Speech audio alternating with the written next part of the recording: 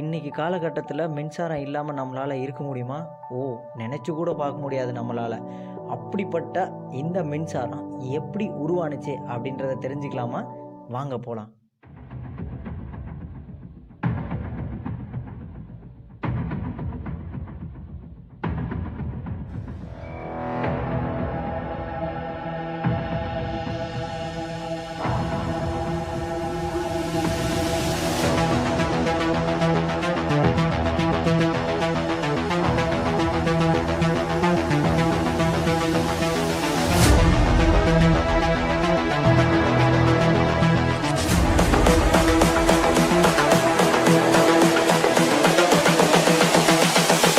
This is the future.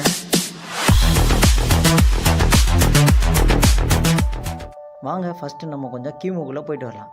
கிமு 28 வந்து பார்த்திங்கன்னா, ஆத்தங்கரையில் வாழ்ந்துட்டு இருந்த எகிப்திய மக்கள் ஆத்தங்கரையில் பொதுவாக மீன் பிடிப்பாங்க இல்லையா? அந்த மாதிரி மீன் பிடிச்சிட்டு இருக்கும்போது அவங்க கையில் ஒரு வித்தியாசமான மீன் ஒன்று மாட்டுது. அந்த மீனை வந்து டச் பண்ணும்போது ஒரு வோல்டேஜ், அதாவது ஒரு விசை வந்து அவங்களுக்கு பாடியில் வந்து அஃபெக்ட் ஆகுது. ஸோ இதில் என்னவோ இருக்குது, என்னடா இது அப்படின்ட்டு பார்க்குறாங்க. ஆனால் அந்த காலகட்டத்தில் அவங்களால அந்த விஷயத்த அதுக்கு மேலே யோசிக்க முடியல. ஸோ அதை என்ன யூஸ் பண்ணிட்டாங்கன்னா, நம்ம தலைவலிக்கும் போது அந்த மீன் வந்து டச் பண்ணால் தலைவலி சரியாயிடும் அப்படின்ற மாதிரி ஒரு ரூமர் ஃபார்ம் ஆகி எல்லோரும் அதை தலைவலிக்கும் போதெல்லாம் அந்த மீனை டச் பண்ணி தலைவலியை குணமாக்குறதுக்காக யூஸ் பண்ணிகிட்டு இருந்திருக்காங்க. இதை நீங்கள் வந்து இந்த மீனோட பேர் என்னன்னு பார்த்தீங்கன்னா ஈல் ஃபிஷ். இதை நீங்கள் வந்து இப்போ ரீசெண்டாக ஜேர்னி 2 அப்படிங்கிற ஒரு படத்தில் வந்து பார்த்திங்கன்னா, ஒரு கடலுக்கு அடியில் சப்மரைன் ஒன்று வந்து பார்த்திங்கன்னா ஃபால்ட் ஆகி நின்றுட்டு இருக்கும். அதை ஸ்டார்ட் பண்ண முடியாமல் ஹீரோ என்ன பண்ணுவார்னா, இந்த ஈல் ஃபிஷ் இருக்கு இல்லையா, அதோட பவரை எடுத்து பேட்டரியை பூஸ்ட் அப் பண்ணி அதுக்கப்புறம் அந்த இன்ஜினையே ஸ்டார்ட் பண்ணி வெளியில் எடுத்துகிட்டு வருவாங்க. ரீசெண்டாக பார்த்துருப்பீங்கன்னு நினைக்கிறேன். அடுத்து பார்த்திங்கன்னா, கிமு 6ஆம் நூற்றாண்டில் தாலிஸ் அப்படிங்கிறவர் என்ன பண்ணார்னா, பிசின்லேருந்து வர ஒரு கனிமம், மரத்தில் நம்ம முருங்கை மரத்தில் எல்லாம் பிசின் பார்த்துருக்கோம் இல்லையா, அந்த கனிமத்தை வச்சு துணியில் உரசும் போது எலக்ட்ரிசிட்டி, அதாவது புரோட்டான் நியூட்ரான் அந்த மாதிரி விஷயங்கள் வருதுங்கிறத கண்டுபிடிச்சாரு. ஆனால் அது எதுக்கு கண்டுபிடிச்சாரு, எதுக்கு யூஸ் பண்ணாருன்னு அவருக்கும் தெரில, எங்களுக்கும் தெரில. ஆனால் அதுக்கப்புறம் அதை யாருமே யூஸ் பண்ணவே இல்லை. அடுத்து 1600 வரைக்கும் பார்த்திங்கன்னா யாருமே எலக்ட்ரிக்கல் இல்லை இந்த சம்மந்தமாக எதுவுமே யோசிக்கவே இல்லை.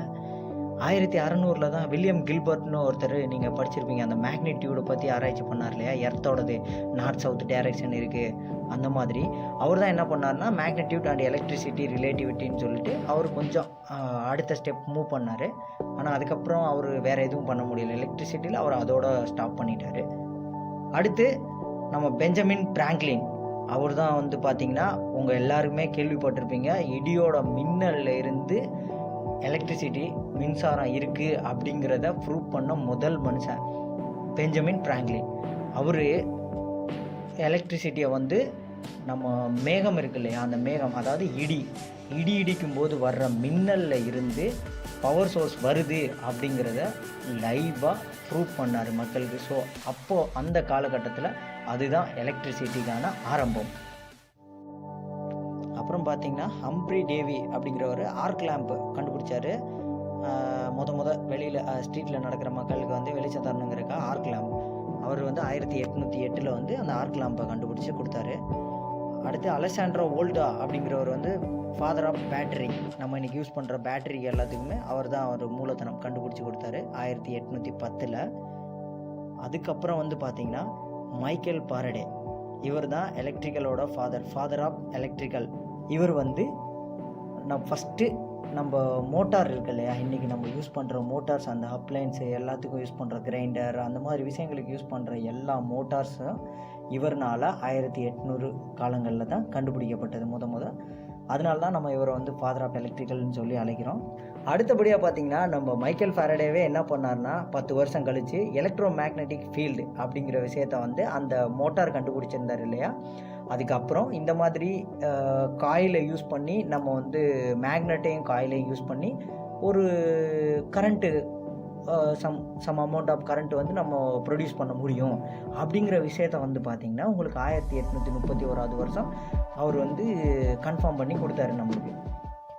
அடுத்தபடியாக பார்த்தீங்கன்னா 1878 நீங்கள் எல்லோரும் கேள்விப்பட்டிருக்க ஈஸியான ஒரு பேர் யாருன்னு பார்த்தீங்கன்னா தாமஸ் ஆல்வா எடிசன். பல்பை கண்டுபிடிச்சார் இல்லையா. ஸோ அவர் என்ன பண்ணுறாரு, 1878 வந்து பார்த்தீங்கன்னா Edison electric lights and co அப்படின்ற ஒரு கம்பெனியை ஸ்டார்ட் பண்ணி அதில் பல்பு அவர் நேச்சர் ஆஃப் ஒர்க் வந்து பார்த்திங்கன்னா பல்பு வந்து எல்லாமே மேனுஃபேக்சரிங் பண்ணி கொடுக்குறாரு. ப்ளஸ் வந்து டிசி பவர் வந்து ஜென்ரேட் பண்ணி மேக்ஸிமம் 1 கிலோமீட்டர் வரையும் தான் கொடுக்க முடியும். ஸோ அந்த பவர் பிளான்ஸை வந்து அவர் இம்ப்ளிமெண்ட் பண்ணி அங்கே இருந்து அந்த 1 கிலோமீட்டர் சரௌண்டிங்கில் லைட்ஸ் எல்லாத்துக்கும், அதாவது கிட்டத்தட்ட ஒரு 5000 லைட்ஸ், ஸ்ட்ரீட் லைட்ஸு, அது இண்டஸ்ட்ரியல் லைட்ஸ் எல்லாத்துக்கும் யூஸ் ஆகுற மாதிரி பவர் ஜென்ரேட் பண்ணி அவர் அங்கே கொடுத்துட்ருக்காரு.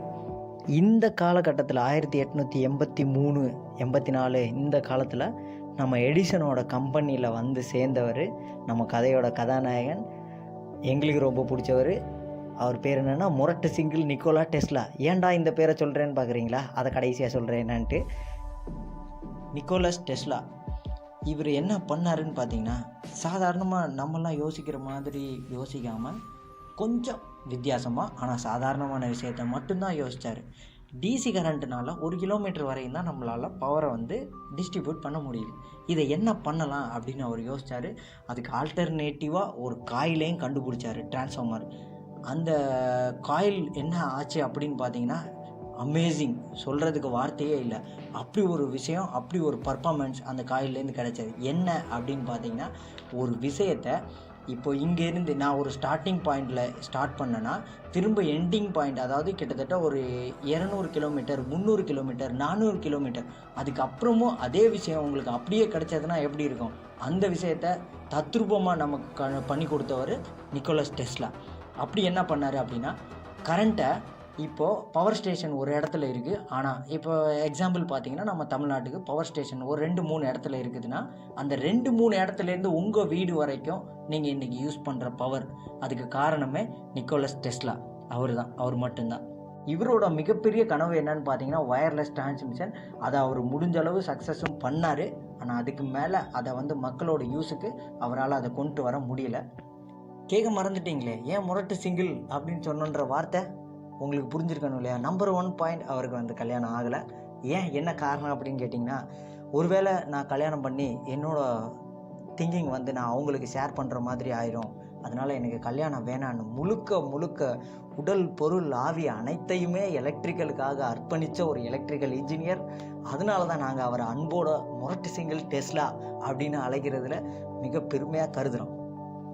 உங்கள் வீட்டில் சின்ன பசங்க ஏதாவது சின்ன விஷயத்தை பற்றி ஆராய்ச்சி பண்ணுறாங்களா?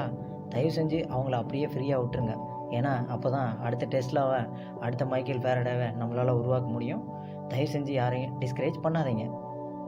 அடுத்த இதில் ஃப்யூச்சர் அப்படின்னு என்னன்னு பார்த்தீங்கன்னா, நம்ம சாப்பிட்றதுக்கு தேவையான சாப்பாடு, காற்று, தண்ணி, இதுதான் இப்போதைக்கு அத்தியாவசிய தேவையாக இருக்குது. அதில் உங்களால் ஏதாவது ரிசர்ச் பண்ண முடிஞ்சதுன்னா நீங்கள் பண்ணிங்கன்னா எல்லாருக்கும் சந்தோஷம். அடுத்த தலைமுறைக்கும் நம்ம வழி கொடுத்த மாதிரி இருக்கும். நாங்கள் என்ன பண்ணுறோம் அப்படின்னு நீங்கள் கேட்டிங்கன்னா, நாங்கள் வந்து பார்த்திங்கன்னா ஒரு செடி, அதாவது இப்போ நம்ம பார்க்குற அந்த செடி தாவரங்கள் எல்லாமே வந்து தண்ணீர் தேவைப்படுது. இப்போ ஒரு எக்ஸாம்பிள், நெல் விளைய வைக்கணும்னா நமக்கு அதுக்கு தண்ணி கிட்டத்தட்ட ஒரு 40 நாள் நெல் விளையுதுன்னா அதில் 3-4 டைம் வந்து நம்ம தண்ணி ஃபுல்லாக அதுக்கு சோர்ஸ் கொடுக்க வேண்டியது இருக்குது. நாங்கள் ஒரு ஸ்டெப் மேலே போய் தண்ணியை ஒரே ஒரு தடவை மட்டும் கொடுத்தா பேலன்ஸ், அதுக்கு தேவையான தண்ணீர் சத்து எல்லாத்தையும் காற்றுலேருந்து எடுத்துகிட்டு அதுவே வளர்ந்து நம்மளுக்கு தானியங்களை கொடுக்குற மாதிரியான ஆராய்ச்சிகளை நாங்கள் மேற்கொண்டுட்டு இருக்கோம். அதுக்கான ரிசல்ட் கிடைச்சதுன்னா நாங்கள் கண்டிப்பாக உங்களுக்கு அப்டேட் பண்ணுறோம். இந்த வீடியோ உங்கள் மைண்டில் சாக்கடிச்சிருக்குன்னு நாங்கள் நம்புகிறோம். சாக்கடிச்சிருந்ததுன்னா கீழே கமெண்ட் பண்ணுங்கள், சாக்கு அடிக்கலைனாலும் கமெண்ட் பண்ணுங்கள். Information is wealth. செய்யும் தொழிலே தெய்வம் சொல்லியிருக்கான். யாரு சொன்ன address, phone number, bus route number தான் கேட்காத. சொன்னாங்க, நான் சொல்றேன்.